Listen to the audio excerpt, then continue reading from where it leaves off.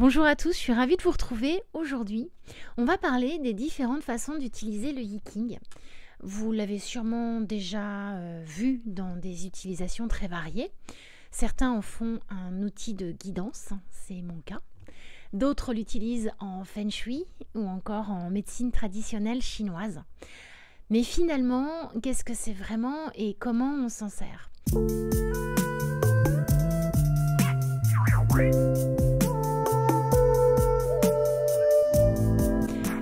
Alors aujourd'hui, je vais vous montrer très succinctement les différentes approches du Yiking, toujours dans le même ton, simple, très vulgarisé, de manière à ce que ce soit le plus compréhensible possible. Cette vidéo va pas être très longue, elle va vraiment évoquer les trois grandes utilisations de cet oracle. On peut aussi l'appeler oracle. Le Yiking, c'est un texte chinois très ancien, vieux de plusieurs millénaires. Et à l'origine, il y sert surtout à observer les lois de la nature, le changement permanent, l'équilibre entre yin et yang. Et c'est surtout un manuel de sagesse universelle. Les chercheurs et sinologues le considèrent donc avant tout comme un texte philosophique. C'est l'utilisation la plus connue aujourd'hui. On va tirer un hexagramme pour répondre à une question et comprendre l'énergie d'une situation. C'est ce que je vais pratiquer personnellement. Il va permettre de clarifier donc une situation qui peut sembler complexe. Il va favoriser la prise de décision. On va plutôt la réfléchir plutôt que de la mettre en place dans l'impulsivité, dans l'impulsion. Le Yiking permettra aussi de développer sa perception et la conscience des cycles et des tendances autour de nous. Il peut aussi être utilisé dans des stratégies politiques. Et l'histoire nous dit que dans la Chine ancienne, certains empereurs et stratèges utilisaient le Yiking comme un manuel pour gouverner ou pour préparer des batailles. Donc c'est une utilisation un peu comme un art de la stratégie en fait. Alors l'idée c'était pas de prédire l'avenir, mais de comprendre les dynamiques et les forces en jeu pour agir avec prudence et efficacité. Les principes clés du Yiking aident à identifier les bons moments pour agir.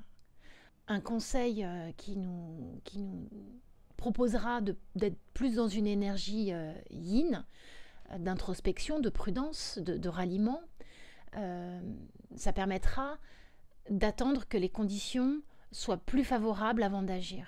À l'inverse, si les conseils sont plutôt d'adopter une dynamique yang, eh bien là, on sait qu'il faudra avancer avec énergie parce que tout le propose et la situation, elle est propice. Alors dans nos vies modernes, on peut avoir que le Yiking comme un outil pour réfléchir stratégiquement sur nos décisions. Lancer un projet, changer de carrière professionnelle ou gérer un conflit, il sera un outil intéressant dans notre quotidien, dans nos décisions, sur les stratégies à adopter et les choix à faire. Alors ce qu'il permet donc dans cette approche, on vient de le voir déjà un peu, ça va être aussi de prendre du recul et observer les forces en présence avant d'agir. Et optimiser le timing pour maximiser les chances de succès et développer la réflexion stratégique, la flexibilité face aux imprévus. L'utilisation du Yiking dans cette approche de guidance et de stratégie nous permet la prudence, le discernement et l'action réfléchie. Le Yiking est aussi à la base du Feng Shui. Les trigrammes et hexagrammes servent aussi, dans cette pratique, à harmoniser les lieux, les directions, les énergies d'une maison. Le Yiking, on l'a déjà vu, repose sur 8 trigrammes, appelés aussi baga. Et dans le Feng Shui, ces trigrammes sont associés aux 8 directions de l'espace, nord, sud, est, ouest et toutes les diagonales. Donc chaque direction est liée à une énergie particulière et ces associations, elles servent à lire ou à harmoniser l'espace. En permettant cette circulation d'énergie, ça va renforcer certains aspects de la vie, réduire les influences négatives pour créer un environnement qui sera plus équilibré et plus propice à la concentration et au confort quotidien. Donc ça peut être pas mal lorsqu'on est dans une énergie, par exemple de feu, de calmer le feu de la maison quand on sent qu'on a le feu à l'intérieur de soi. Ou ça peut être pareil avec les 8 éléments. Pour mettre en place cette harmonisation dans la maison, les spécialistes du Feng Shui, il me semble qu'ils utilisent une boussole qui s'appelle Luopan ou Luopan, qui permet déjà de donner toutes les orientations de la maison, du lieu, de l'appartement. Il y a aussi l'idée d'observer la lumière qui rentre dans l'appartement, les obstacles éventuels dus à la structure, un compteur électrique placé dans un endroit de passage, ça peut peut-être prendre un peu d'énergie. Donc comment en fait harmoniser le lieu de vie avec ce qu'il comporte comme aspect positif et comme énergie positive et comme énergie peut-être un peu bloquante.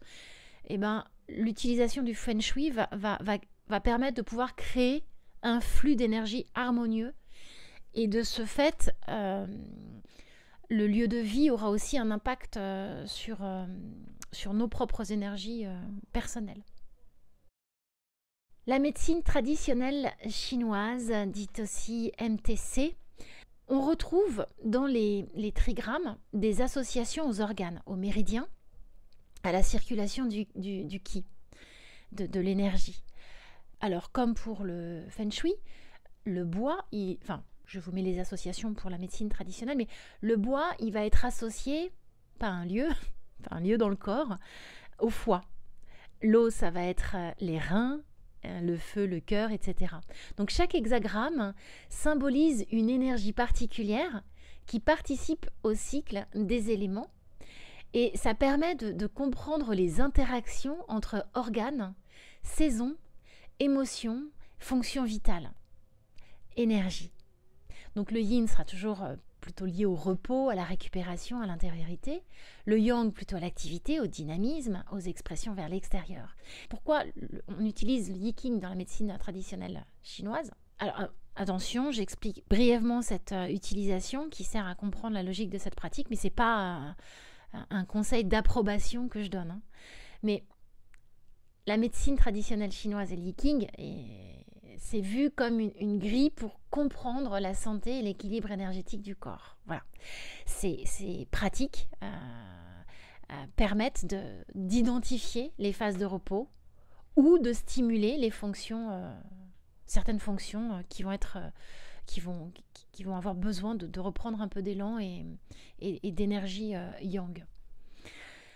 Alors en médecine traditionnelle chinoise, utiliser le Yi-King, ça permet d'observer et de comprendre les déséquilibres énergétiques dans le corps, harmoniser les organes et les fonctions vitales, via toujours les principes yin et yang qu'on a vus un peu plus haut. Le Yi-King va aider à guider les pratiques de santé, de bien-être. Ça va aussi bien parler d'alimentation, de repos, d'exercice, de respiration. Et le médecin traditionnel chinois va consulter le Yi-King. Bon, en principe, on imagine qu'il le connaît bien quand même et qu'il a pratiquement plus besoin de le consulter.